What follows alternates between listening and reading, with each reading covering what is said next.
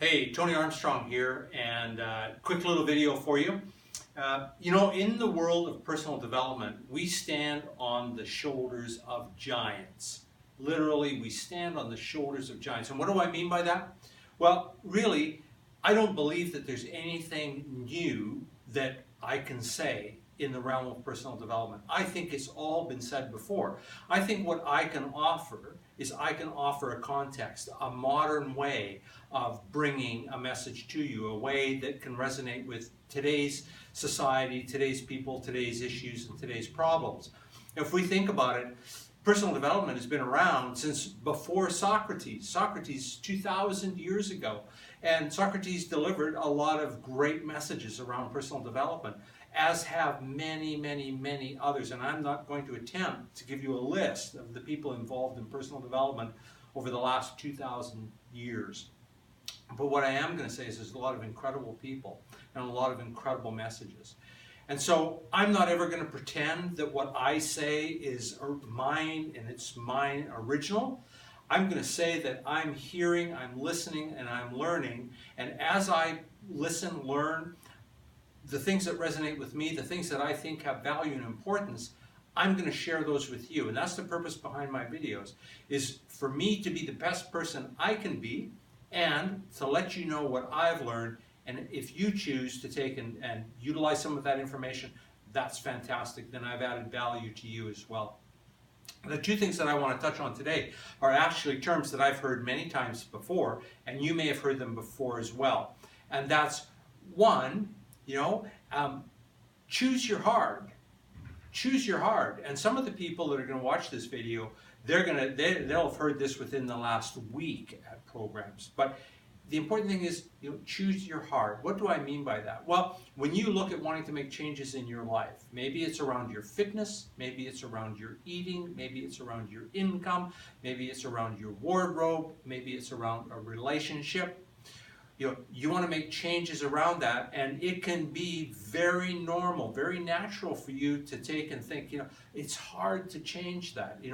It's hard to eat well. It's hard to go to the gym. It's hard to make the changes in my life that I want to make.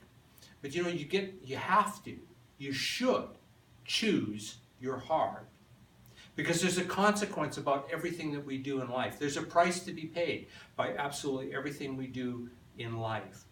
You can choose to take and stay where you're at. You can choose to, the things that you think you would want to change, you wish that you were different, and you choose not to do anything there. There's a consequence. Down the road, there's a price to pay for that. So for example, just using the fitness, I want to eat better and I need to get in shape. You can choose not to do that. You can choose to sit in the chair right here and take and eat the foods that you've been eating for the last 5, 10, 15 years and doing the other things that have got you into a position where you're wishing that you were feeling different, and you choose not to because it's too hard. But you know what? Down the road, because you didn't take action, because you didn't do something about that, your hard is going to be much harder later on. The consequences that you're going to pay potentially for that is decreased muscle, decreased immune system, decreased general health, decreased mental acuity, decreased ability to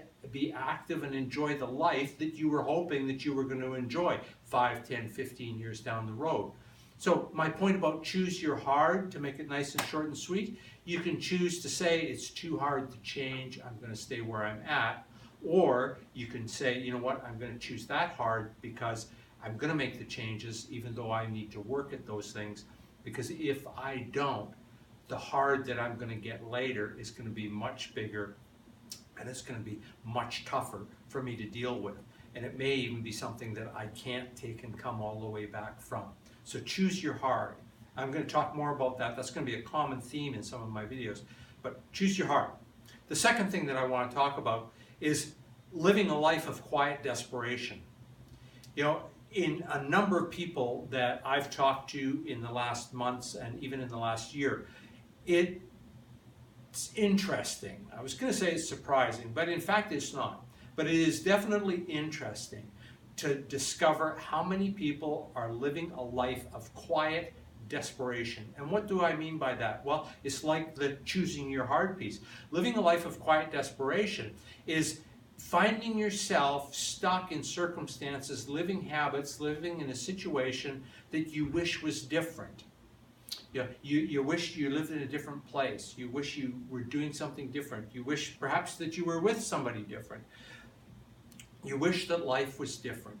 And yet, you don't see a way out. You don't know that you can change that, that you can take on and set a course for yourself to have a different life. And so many people go through living a life of quiet desperation, where on the outside they present that everything's okay. I'm doing all right. I'm okay where I'm at.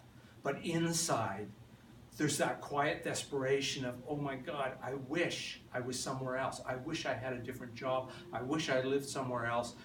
I wish I had different friends. I wish I had a different wardrobe. You get the message. It's a lot of wishing, and there's a quiet desperation that's in there.